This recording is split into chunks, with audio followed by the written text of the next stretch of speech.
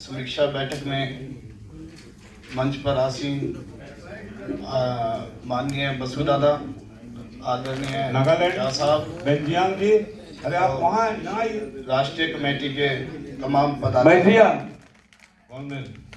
मेरे सामने बैठे विभिन्न प्रदेशों से आए हुए राशन डीलर बंधुओं, आप सभी का दिल्ली में दिल से स्वागत है। कल मुझे बोलने का मौका नहीं मिल पाया स्टेज पे, क्योंकि पुलिस मुझे ढूंढ रही थी और मैं छुपा जा रहा था। आप सब लोग सीना तान के बैठे थे और आपके लिए जो व्यवस्था हम लोगों ने करी, 3-4 दिन भाग दौड़ के हम खुद छुप के बैठे थे। फिर भी किसी तरह से आप लोगों के आशीर्वाद से मैं बच गया और आज आपके सामने पेश हो गया। आप लोग 3-4 दिन से घर से निकले हुए थे, मुझे बड़ी पीड़ा हो रही थी। कुछ राज्यों के पदाधिकारियों के फोन पे आए कि दिल्ली में कुछ व्यवस्था करा दीजिए, कुछ सस्ती सुलभ व्यवस्था। तो मैं वो व्यवस्था तो नहीं करा पाया, लेकिन किसी तरह से भाग दौड़ करके कल के जो धरना प्रदर्शन की व्यवस्था जरूर करा पाया हूँ आप लोगों के सहयोग से। और ये हर बार ही होता है कि हर बार उनका एक ही टारगेट होता है कि भीड़ कम होगी, आपकी भीड़ ज्यादा ना हो। आपकी भीड़ पिछली बार ज्यादा थी और इस बार भी वही रहा, पिछली बार से भी ज्यादा थी।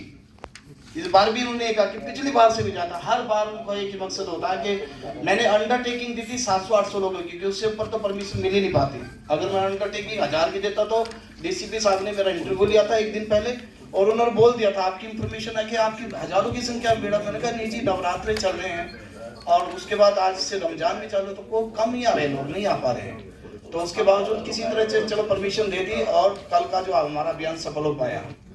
इसके अलावा दिल्ली में तो कोई विशेष समस्या नहीं है। अभी केंद्र सरकार की योजना के बारे में जानकारी शायद आप लोगों को के मॉडल एफपीएस को लेकर के केंद्र सरकार योजना बना रही है। योजना तो बना दी है, वो हर राज्य में लागू करने जा रही है। कुछ राज्यों में यह योजना हो भी चुकी है और उस मॉडल एफपीएस में जो भी इंफ्रास्ट्रक्चर है, जो भी एक्सपेंसिव है, वो सब एफपीएस डीलर के ही होंगे। जो भी संसाधन है उसकी व्यवस्था एफपीएस डीलर को करनी पड़ेगी। उसके बदले जो भी छोटा मोटा कमीशन मेहनताना जो भी मिलेगा वो अलग बात है, लेकिन वो कम मिलेगा, कैसे मिलेगा, इसकी पूरी जानकारी नहीं है। उस मॉडल एफपीएस में ही एक पॉइंट है इलेक्ट्रॉनिक वेइंग स्केल, जो कि इंटीग्रेटेड होगी आपकी ईपोस से। उस ईपोस में अगर उसको जोड़ दिया जाएगा तो मैं समझता हूं तो राशन वितरण करना ही मुश्किल होगा। शायद किसी स्टेट में ऐसी व्यवस्था है क्या? किस स्टेट में है? छत्तीसगढ़ में। कब से है जी? थोड़ा जोर से बोलिए। नवंबर से। इसके अलावा और किसी स्टेट में? किसी स्टेट में है क्या? बिहार में भी 4 जगह। तो आप समझ सकते हो कि उससे इंटीग्रेटेड करने के बाद जो उसकी फ्लैक्चुएशन है मशीन की, जो एक 2 सेकंड में जो फ्लैक्चुएट करता है, जरा सी हवा से फ्लैक्चुएट करता है, उसकी जो वो एरर है, जो उसका 5 ग्राम का एरर है, वो उसी से हवा में अप डाउन करता है। बड़ा मुश्किल है। तो ये पीछे जून में जब हमारा यहाँ दिल्ली में सम्मेलन हुआ था बहुत बड़ा, तो हमारे जान साहब भी आए थे और बसु दादा और प्रहलाद भाई मोदी साहब सब आए थे। उसमें मंत्री जी के हमने मना किया था सामने कि ये कांटा जो लगा है, ये कांटा हटेगा तो राशन हटेगा। तो उसमें तो कांटा हट गया था। यही व्यवस्था फिर से दोबारा अब फिर शुरू होने जा रही है हमारे दिल्ली में। और ये इलेक्ट्रॉनिक जो वेइंग स्केल है, ये खराब भी है, सरकारी कांटे दुरुस्त भी नहीं है और उनकी कैपेसिटी भी 50 किलो से ऊपर नहीं है। अगर हमको डबल राशन वितरण करना होता है तो हम 50 किलो 100 किलो एक ही बार में दोनों स्कीम का दे देते थे। अब वो फिर से ये समस्या हमारे सामने आ रही है।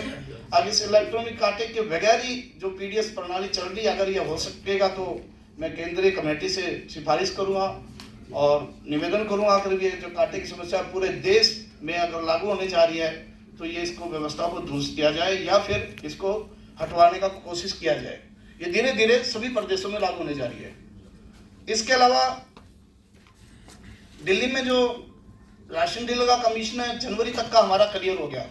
दिल्ली में कमीशन का कोई पेंडिंग नहीं है। 2 रुपये कमीशन हमारा 2018 से मिल रहा है और 2018 के बाद थोड़ा पेंडिंग था। पीछे दिसंबर में हमने उसको अच्छे से पुतला फूका संजय सिंह का, उसी समय हमने जो है ना धरना किया तो तुरंत हमारा कमीशन फटाफट मिला और अब जनवरी 2023 तक का हमारा कमीशन सैंक्शन हो चुका है और फरवरी मार्च का हमारे यहाँ वितरण चालू है एक साथ इसी महीने से। और एक समस्या और आई है हमारे दिल्ली में, शायद वो समस्या और भी स्टेट में होने वाली है, मुझे लग रहा है। ई केवाईसी, लाभार्थियों की ई केवाईसी पोस्ट मशीन के जरिए दुकानदार करेगा, ऐसी कोई व्यवस्था किसी और स्टेट में है? किसमें है? आप मेरी बात समझ पा रहे हो गिरी जी? छत्तीसगढ़ में है ई केवाईसी। तो सर ये कल ही एक ताजे आदेश हमारे दिल्ली में विभाग द्वारा किए गए हैं। हालांकि उससे पहले चर्चा जरूर होती कि ये केवाईसी लाभार्थियों की जो है ना पोस्ट मशीन के जरिए एफपीएस होल्डर करेगा, लेकिन जैसे ही हमें पता लगा इसके लिए ऑर्डर भी निकाल दिया है, हम तो कल से फिर इसका अपोज करेंगे।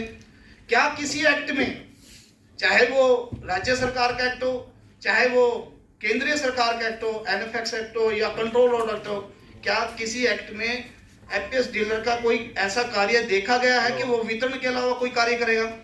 है किसी को जानकारी तो मुझे बता दीजिए। नहीं है, फिर इसके बाद हम केवाईसी क्यों करेंगे जी?